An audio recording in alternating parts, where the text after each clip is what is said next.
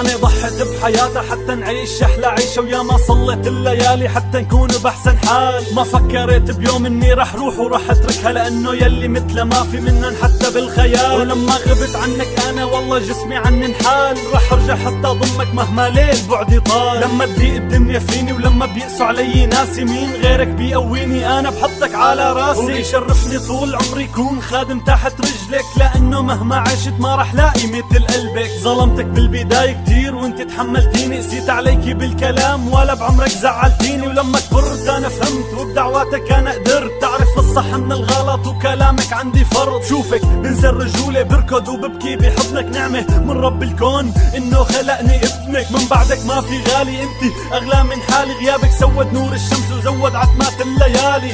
قالوا للناس شو بتعني لك كلمة الصبر، قلت لهم من بعد امي حطوا نقطة على السطر. قالوا للناس شو بتعني لك هي الدنيا كلها، قلت لهم هي امي ما في حدا محلها. امي ثم امي ثم امي ثم امي، رح ضلني عيد وكرر حتى اخر يوم بعمري. ايه طيب اسمع يا أول كلمة قلتها بحياتي كانت أمي، جوات روحي كبرت هي الكلمة جوا دمي.